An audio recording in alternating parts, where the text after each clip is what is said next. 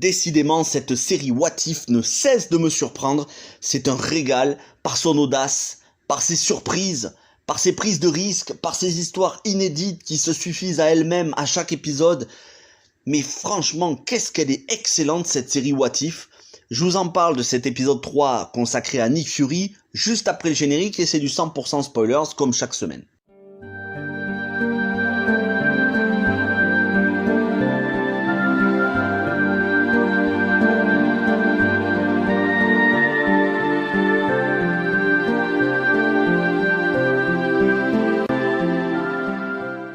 Alors cet épisode 3, il est centré sur Nick Fury du temps où il va recruter tous les différents super-héros pour composer les Avengers.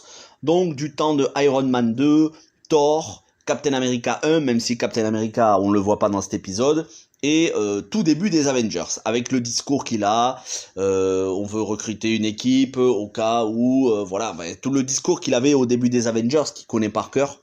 C'est une énorme surprise parce que on va voir des situations qu'on a vues.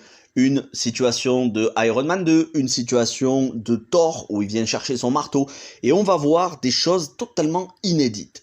Iron Man va mourir. D'abord, on pense que c'est Black Widow qui, en voulant le guérir avec un antidote, puisqu'on se souvient que Iron Man, il commençait à avoir une santé un petit peu défaillante à cause du réacteur arc qu'il y avait dans sa poitrine, eh bien, Natasha, Black Widow, avec Nick Fury, vont essayer de lui mettre un antidote. Et ça va le tuer. Tout le monde va accuser Natasha. Ensuite, on comprendra que c'est pas Natasha.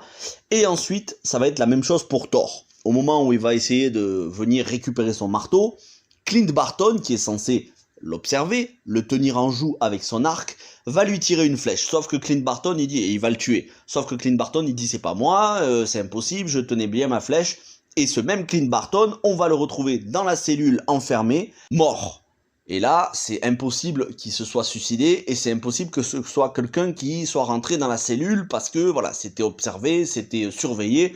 Bref, c'était impossible que quelqu'un l'assassine. Ensuite, ça va être Hulk, où Natasha va aller chercher Hulk pour le mettre en sécurité. Et là, Hulk, il va exploser de l'intérieur, il va gonfler, il va être énorme et il va exploser. Et enfin, c'est Natasha elle-même qui va se faire assassiner dans le noir, dans une bibliothèque, en étant sur un ordinateur en cherchant des infos. Elle va trouver qui est le responsable, mais à ce moment-là, elle va se faire assassiner. Qui est responsable de toutes ces morts, qui veut faire porter le chapeau à d'autres? Eh bien, en fait, il s'agit de Ant-Man, alias Hank Pym, alias Michael Douglas.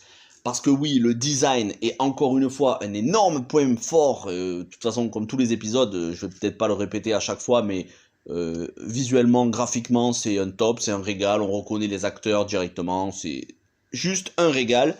Et donc, c'est Ant-Man qui veut venger la mort de sa fille Hope Van Dyne, qui dans les films est jouée par Evangeline Lilly. Et là, on apprend que Hope Van Dyne était une agente du SHIELD, qu'elle est morte en mission, et lui, Hank Pym, il en veut à mort à Nick Fury qu'il considère comme responsable. Responsable aussi d'ailleurs de la mort de sa femme Janet Van Dyne, jouée par Michelle Pfeiffer dans les films. Gros point intéressant, Loki va débarquer. Et là, Loki, il va faire une alliance temporaire avec Nick Fury.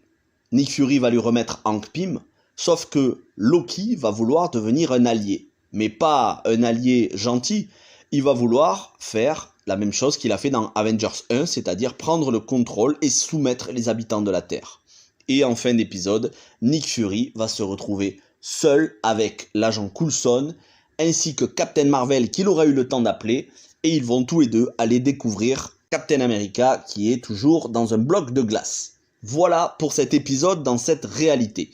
Et le gardien, il intervient beaucoup de fois dans cet épisode pour nous raconter ce qu'il se passe. La morale étant que il y a toujours de l'espoir, même dans cette réalité où tout est désespéré. Les Avengers meurent avant même de devenir des Avengers. Très intéressant de voir ce qui aurait pu arriver, de voir ces situations qui commencent de manière quasi identique pour donner un final totalement différent. Et puis il y a énormément d'humour dans cet épisode, que ce soit l'agent Coulson ou Clint Barton qui font sans arrêt des running gags sur la chevelure dorée de Thor. Ils sont en extase devant les cheveux de Thor et devant sa senteur lavande. C'est un gros délire. D'ailleurs, le mot de passe, c'est aussi le mot de passe de l'agent Coulson pour accéder à l'ordinateur. Là aussi, c'est un running gag. On sait qu'il est très fan de Captain America et donc... quand Natasha lui demande son mot de passe, il lui dit c'est hashtag Steve, I love Steve. Donc voilà, on a pas mal d'humour dans cet épisode. Le design est fidèle, on reconnaît Tom Hiddleston, on reconnaît Samuel L. Jackson. Ils ont mis la même voix française pour Tony Stark, honnêtement, excusez-moi, j'ai oublié le nom du doubleur. Bref, on reconnaît tous les personnages, on reconnaît les acteurs, et ça m'a fait plaisir parce que on revoit Liv Tyler en dessin animé, hein, mais on revoit la fille du général Ross que l'on voyait dans l'incroyable Hulk avec Edward Norton. Et moi j'ai toujours pensé qu'il fallait qu'on revoie Liv Tyler. Quand on a une actrice de ce calibre dans le MCU, c'est dommage de pas la faire réapparaître. D'ailleurs j'espère qu'un jour on la reverra dans le MCU. Voilà, on la voit, elle a un rôle d'importance à un moment donné. Et puis pareil pour Hulk, ils ont mis le design de Mark Ruffalo, la voix française de Mark Ruffalo. Bref, c'est très bien agencé. L'écriture est impeccable, on va direct à l'essentiel, c'est frais, c'est fun, la musique est excellente, les personnages sont excellents, il y a des scènes iconiques et Nick Fury est mis en avant parce que en fait cet épisode est consacré à Nick Fury. Même si on nous fait une relecture des Avengers, c'est surtout consacré à Nick Fury, toujours aussi charismatique avec cette voix française de Samuel L. Jackson, même la voix originale de Samuel L. Jackson. C'est un régal, voilà. C'est ce genre de série que j'ai envie de voir et j'aimerais tellement qu'on ait ces épisodes en live action avec les vrais acteurs. Je ne désespère pas de voir un jour un film Nick Fury, si ça se trouve c'est prévu, mais comme j'ai du mal avec l'actualité Marvel, il y a tellement de choses qui changent en même temps. Peut-être qu'il y a un film Nick Fury qui est prévu, mais je ne le sais pas.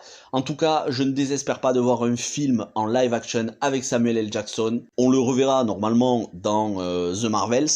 En tout cas, on le reverra dans le MCU, c'est sûr et certain. Je crois dans Secret Invasion, la série qu'il y aura l'année prochaine ou en 2023. Un régal, encore une fois, j'ai hâte d'être à la semaine prochaine. Ces épisodes durent 30 minutes, c'est le format idéal. 3 minutes de générique seulement, c'est excellent. Ça peut se voir même sans avoir vu le reste de l'univers Marvel. Ça donne envie de revoir les différents Marvel. Moi, ça m'a donné envie de revoir Iron Man 1, 2, Thor, Hulk, l'incroyable Hulk, Captain America et le premier Avengers. Ça m'a vraiment donné envie de les revoir, ainsi que Captain Marvel. Donc je pense que le but est atteint pour What If, jouer sur la nostalgie et en même temps avec de la surprise et de l'audace. Je dis chapeau bas, respect. Encore une fois, Marvel fait du très bon boulot. Merci à tous d'avoir regardé cette vidéo. N'hésitez pas à me dire ce que vous en pensez. N'hésitez pas à me dire vos théories. Bref, faites tout ce qui vous plaît dans les commentaires tant que c'est poli. Et moi, je vous dis à très vite pour d'autres vidéos. Plein de critiques de films, des critiques de séries et un live lundi prochain. Merci à tous, portez-vous bien et ciao tout le monde.